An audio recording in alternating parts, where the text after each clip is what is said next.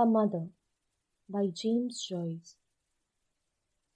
Mr. Holohan, Assistant Secretary of the Air Abu Society, had been walking up and down Dublin for nearly a month with his hands and pockets full of dirty pieces of paper, arranging about the series of concerts. He had a game leg, and for this his friends called him Hoppy Holohan.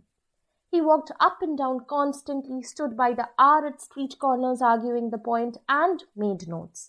But in the end, it was Mrs. Kearney who arranged everything. Miss Devlin had become Mrs. Kearney out of spite. She had been educated in a high-class convent where she had learned French and music. As she was naturally pale and unbending in manner, she made few friends at school. When she came to the age of marriage, she was sent out to many houses where her plain and ivory manners were much admired. She sat amid the chilly circle of her accomplishments, waiting for some suitor to brave it and offer her a brilliant life. But the young men whom she met were ordinary, and she gave them no encouragement, trying to console her romantic desires by eating a great deal of Turkish delight in secret. However, when she drew near the limit and her friends began to loosen their tongues about her, she silenced them by marrying Mr. Kearney, who was a bootmaker on Ormond Quay. He was much older than she. His conversation, which was serious, took place at intervals in his great brown beard. After the first year of married life, Mrs. Kearney perceived that such a man would wear better than a romantic person. But she never put her own romantic ideas away. He was sober, thrifty, and pious. He went to the altar every first Friday, sometimes with her, oftener by himself. But she never weakened in her religion and was a good wife to him. At some party in a strange house, when she lifted her eyebrow ever so slightly, he stood up to take his leave, and when his cough troubled him, she put the eider-down quilt over his feet and made a strong rum punch. For his part, he was a model father. By paying a small sum every week into a society, he ensured for both his daughters a dowry of £100 each when they came to the age of 24. He sent the older daughter Kathleen to a good convent where she learned French and music and afterward paid her fees at the academy. Every year, in the month of July, Mrs. Kearney found occasion to say to some friend, "My good man is packing us off to Skerries for a few weeks." If it was not Skerries, it was Howth or Greystones. When the Irish revival began to be appreciable, Mrs. Kearney, determined to take advantage of her daughter's name, brought an Irish teacher to the house. Kathleen and her sister sent Irish picture postcards to their friends, and these friends sent back other Irish picture postcards. On special Sundays, when Mr. Kearney went with his family to the Pro-Cathedral, a little crowd of people would assemble after Mass at the corner of Cathedral Street. They were all friends of the Kearneys, musical friends or nationalist friends, and when they had played every little counter of gossip, they shook hands with one another all together, laughing at the crossing of so many hands, and said goodbye to one another in Irish. Soon the name of Miss Kathleen Kearney began to be heard often on people's lips. People said that she was very clever at music and a very nice girl, and moreover that she was a believer in the language movement. Mrs. Kearney was well content at this. Therefore, she was not surprised when one day Mr. Holohan came to her and proposed that her daughter should be the accompanist at a series of 4 grand concerts which a society was going to give in the Antient concert rooms. She brought him into the drawing room, made him sit down, and brought out the decanter and the silver biscuit barrel. She entered heart and soul into the details of the enterprise, advised and dissuaded, and finally a contract was drawn up by which Kathleen was to receive 8 guineas for her services as accompanist at the 4 grand concerts. As Mr. Holohan was a novice in such delicate matters as the warding of bills and the disposing of items for a programme, Mrs. Kearney helped him. She had tact. She knew what artists should go into capitals and what artists should go into small type. She knew that the first tenor would not like to come on after Mr. Meade's comic turn. To keep the audience continually diverted, she slipped the doubtful items in between the old favourites. Mr. Holohan called to see her every day to have her advice on some point. She was invariably friendly and advising, homely in fact. She pushed the decanter towards him, saying, "Now, help yourself, Mr. Holohan." And while he was helping himself, she said, "Don't be afraid. Don't be afraid of it." Everything went on smoothly. Mrs. Kearney bought some lovely blush-pink charmeuse in brown Thomases to let into the front of Kathleen's dress. It cost a pretty penny, but there are occasions when a little expense is justifiable. She took a dozen of 2-shilling tickets for the final concert and sent them to those friends who could not be trusted to come otherwise. She forgot nothing, and thanks to her, everything that was to be done was done. The concerts were to be on Wednesday, Thursday, Friday, and Saturday. When Mrs. Kearney arrived with her daughter at the auntie and concert rooms on Wednesday night, she did not like the look of things. A few young men, wearing bright blue badges in their coats, stood idle in the vestibule. None of them wore evening dress. She passed by with her daughter, and a quick glance through the open door of the hall showed her the cause of the steward's idleness. At first she wondered, had she mistaken the hour? No, it was 20 minutes to 8. In the dressing room behind the stage, she was introduced to the secretary of the society, Mr. Fitzpatrick. She smiled and shook his hand. He was a little man with a white, vacant face. She noticed that he wore his soft brown hat carelessly on the side of his head, and that his accent was flat. He held a programme in his hand, and while he was talking to her, he chewed one end of it into a moist pulp. He seemed to bear disappointment slightly. Mr. Holohan came into the dressing room every few minutes with reports from the box office. The artists talked among themselves nervously, glanced from time to time at the mirror, and rolled and unrolled their music. When it was nearly 8:30, the few people in the hall began to express their desire to be entertained. Mr. Fitzpatrick came in, smiled vacantly at the room, and said, "Well now, ladies and gentlemen, I suppose we'd better open the ball?"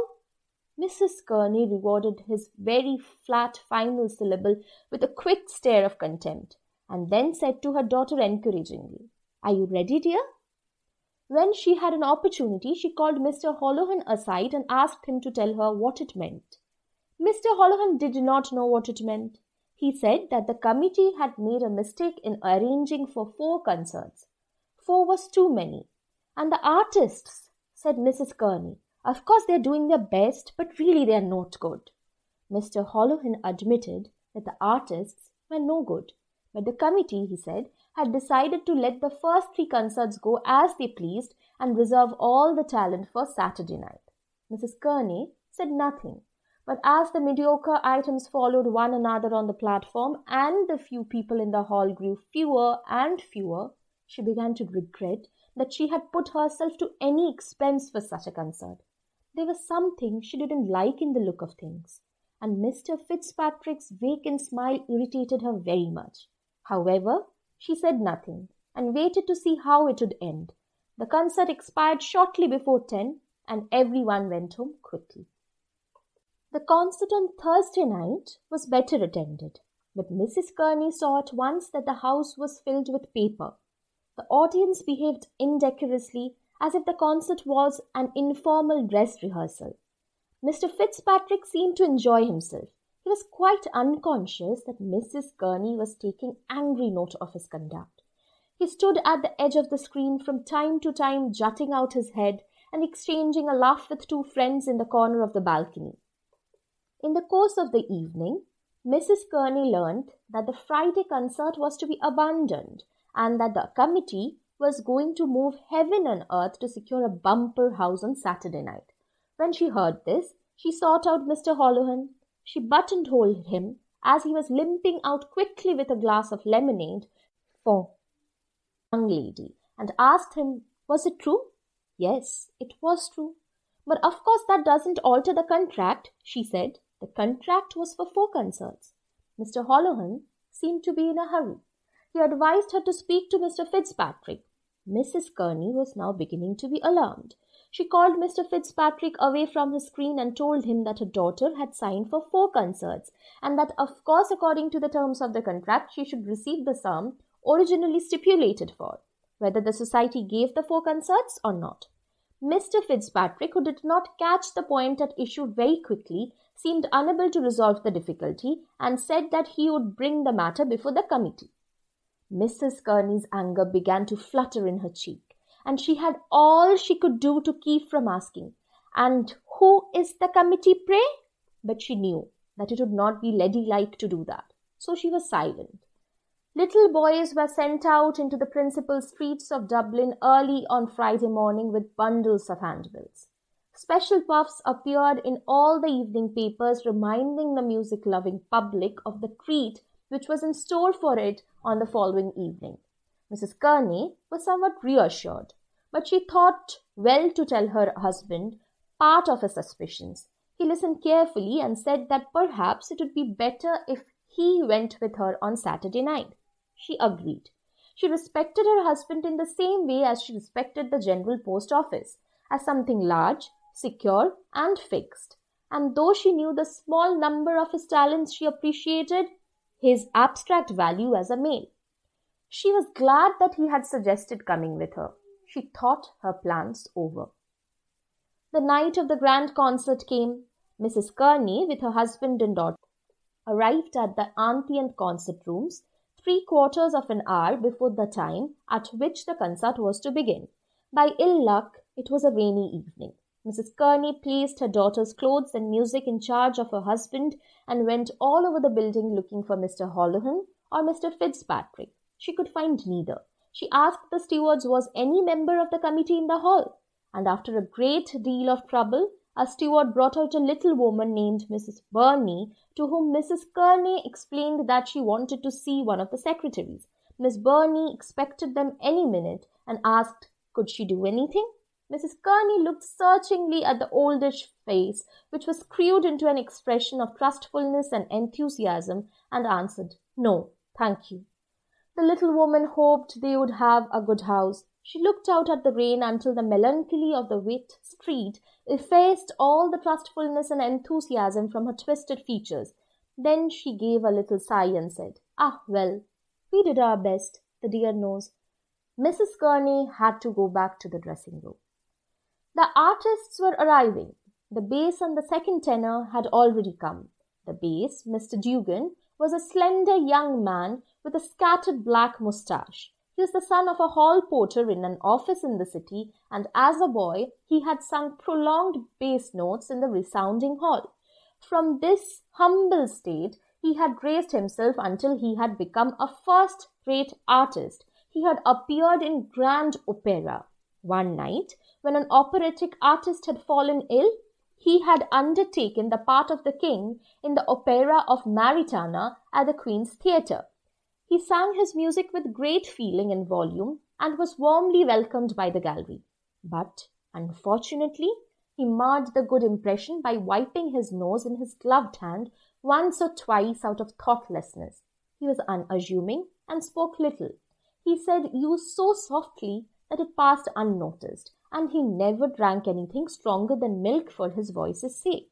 Mr. Bell, the second tenor, was a fair-haired little man who competed every year for prizes at the Feast Hall. On his 4th trial, he had been awarded a bronze medal. He was extremely nervous and extremely jealous of other tenors, and he covered his nervous jealousy with an ebullient friendliness. It was his humour to have people know what an ordeal a concert was to him. Therefore, when he saw Mr. Dugan, he went over to him and asked, "Are you in it too?" "Yes," said Mr. Dugan.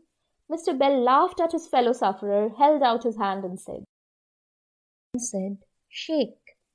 Mrs. Kearney passed by these 2 young men and went to the edge of the screen to view the house.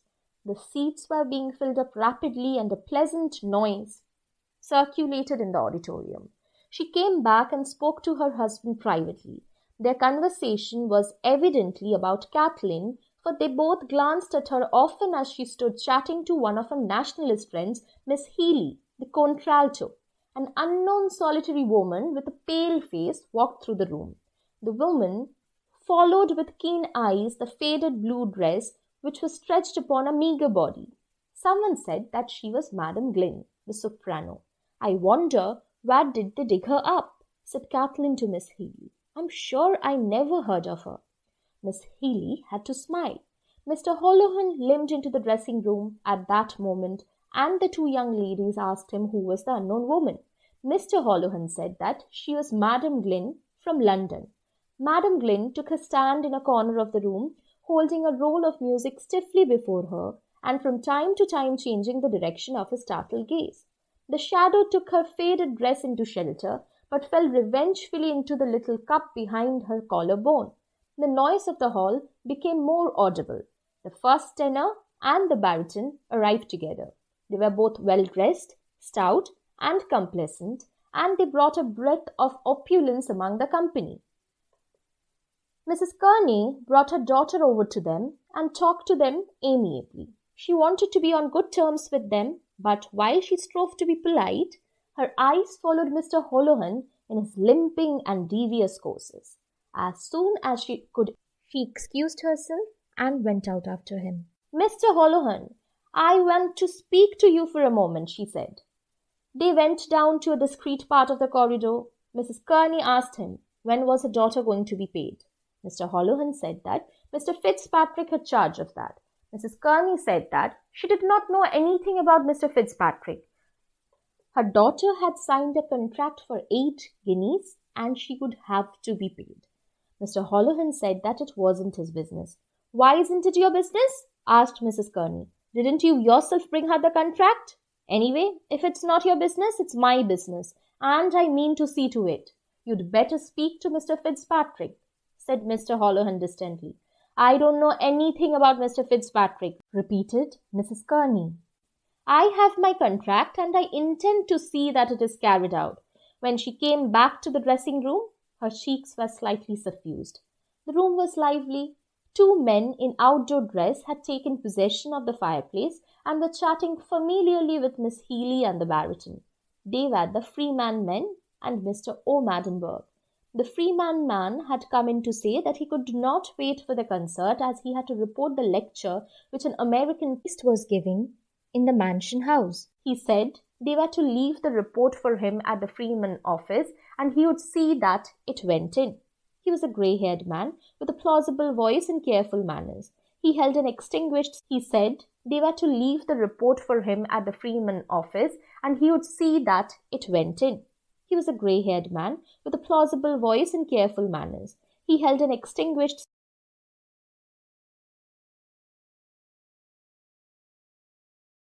cigar in his hand, and the aroma of cigar smoke floated near him. He had not intended to stay a moment because concerts and artists bored him considerably, but he remained leaning against the mantelpiece. Miss Healy stood in front of him talking and laughing. He was old enough to suspect one reason for her politeness, but young enough in spirit to turn the moments to account. The warmth, fragrance, and colour of her body appealed to his senses. He was pleasantly conscious that the bosom, which he saw rise and fall slowly beneath him, rose and fell at that moment for him, that the laughter and fragrance and wilful glances were his tribute. When he could stay no longer, he took leave of her regretfully. "Oh, Madam Burke will write the notice," he explained to Mr. Holohan, "and I'll see it in." "Thank you very much, Mr. Hendrick," said Mr. Holohan. "You will see it in, I know. Now, won't you have a little something before you go?" "I don't mind," said Mr. Hendrick. The 2 men went along some tortuous passages and up a dark staircase and came to a secluded room where one of the stewards was uncorking bottles for a few gentlemen. One of these gentlemen was Mr. O'Maddenburg, who had found out the room by instinct. He was a suave, elderly man who balanced his imposing body, when at rest, upon a large silk umbrella. His magniloquent Western name was the moral umbrella upon which he balanced the fine problem of his finances. He was widely respected. While Mr. Holohan was entertaining the Freeman man, Mrs. Kearney was speaking so animatedly to her husband that he had to ask her to lower her voice. The conversation of the others in the dressing room had become strained. Mr. Bell, the first item, stood ready with his music, but the accompanist made no sign. Evidently something was wrong. Mr. Kearney looked straight before him, stroking his beard, while Mrs. Kearney spoke into Kathleen's ear with subdued emphasis. From the hall came sounds of encouragement, clapping and stamping of feet. The first tenor and the baritone and Miss Healy stood together waiting tranquilly, but Mr. Bell's nerves were greatly agitated because he was afraid the audience would think that he had come late. Mr. Holohan and Mr. O'Maddenburg had come into the room. In a moment, Mr. Holohan perceived the hush. He went over to Mrs. Kearney and spoke with her earnestly. While they were speaking, the noise in the hall grew louder.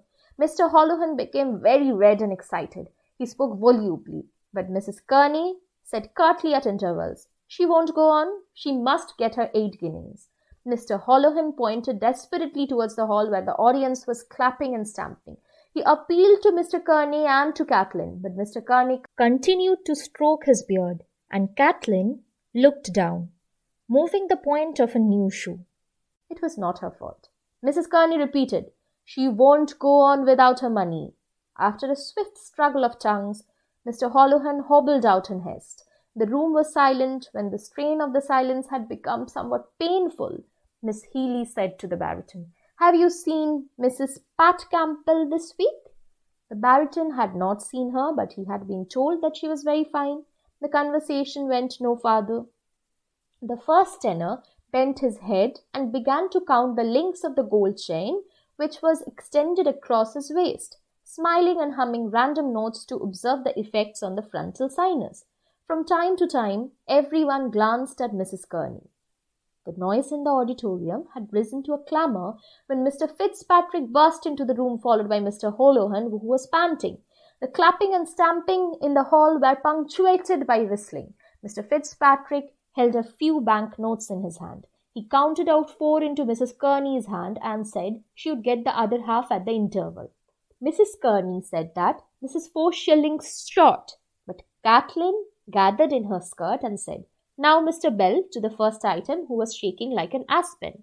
The singer and the accompanist went out together. The noise in the hall died away. There was a pause of a few seconds. Then the piano was heard. The first part of the concert was very successful except for Madame Glynn's item. The poor lady sang Killarney in a bodiless, gasping voice with all the old-fashioned mannerisms of intonation and pronunciation, which she believed lent elegance to her singing. She looked as if she had been resurrected from an old stage wardrobe, and the cheaper parts of the hall made fun of her high wailing notes. The first tenor and the contralto, however, brought down the house. Kathleen played a selection of Irish airs which was generously applauded. The first part closed with a stirring patriotic recitation delivered by a young lady who arranged amateur theatricals. It was deservedly applauded, and when it was ended, the men went out for the interval, content. All this time, the dressing room was a hive of excitement. In one corner were Mr. Holohan, Mr. Fitzpatrick, Miss Burney, 2 of the stewards, baritone, the bass, and Mr. O'Maddenburg. Mr. O'Maddenburg said it was the most scandalous exhibition he had ever witnessed. Miss Kathleen Kearney's musical career was ended in Dublin after that, he said. The baritone was asked what did he think of Mrs. Kearney's conduct. He did not like to say anything. He had been paid his money and wished to be at peace with men. However, he said that Mrs. Kearney might have taken the artists into consideration. The stewards and the secretaries debated hotly as to what should be done when the interval came. "I agree with Miss Burney," said Mr. O'Maddenburg. "Pay her nothing." In another corner of the room were Mrs. Kearney and her husband, Mr. Bell, Miss Healy, and the young lady who had to recite the patriotic piece. Mrs. Kearney said that the committee had treated her scandalously. She had spared neither trouble nor expense, and this was how she was repaid. They thought they had only a girl to deal with, and that therefore they could ride roughshod over her. But she would show them their mistake. They wouldn't have dared to have treated her like that if she had been a man. that she would see that her daughter got her rights. She wouldn't be fooled. If they didn't pay her to the last farthing, she would make Dublin ring. Of course, she was sorry for the sake of the artist, but what else could she do? She appealed to the second tenor, who said he thought she had not been well treated. Then she appealed to Miss Healy. Miss Healy wanted to join the other group, but she did not like to do so because she was a great friend of Kathleen's, and the Kearneys had often invited her to their house. As soon as the first part was ended, Mr. Fitzpatrick and Mr. Holohan went over to Mrs. Kearney and told her that the other 4 guineas would be paid after the committee meeting on the following Tuesday, and that, in case her daughter did not play for her second part, the committee would consider the contract broken and would pay nothing. "I haven't seen any committee," said Mrs. Kearney angrily. "My daughter has her contract. She will get £4.8 into her hand, or a foot she won't put on that platform." "I'm surprised at you, Mrs. Kearney," said Mr. Holohan. "I never thought you would treat us this way." "And what way did you treat me?" asked Mrs. Kearney. Her face was inundated with an angry colour, and she looked as if she would attack someone with her hands. "I'm asking for my rights," she said. "You might have some sense of decency," said Mr. Holohan. "Might I, indeed? And when I ask when my daughter is going to be paid, I can't get a civil answer."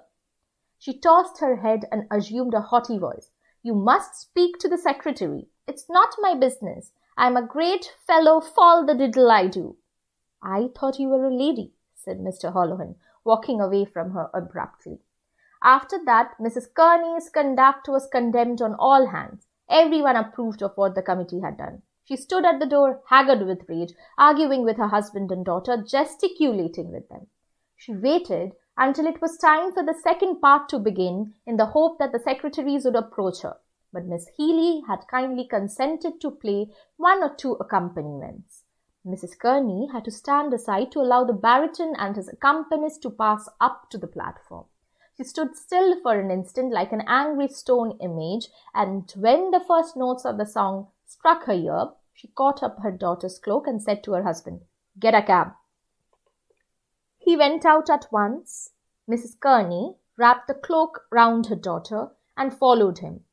As she passed through the doorway, she stopped and glared into Mr. Holohan's face. "I'm not done with you yet," she said. "But I am done with you," said Mr. Holohan. Kathleen followed her mother meekly. Mr. Holohan began to pace up and down the room in order to cool himself, for he felt his skin on fire. "That's a nice lady," he said. "Oh, she's a nice lady." "You did the proper thing, Holohan," said Mr. O'Maddenburg, poised upon his umbrella in approval.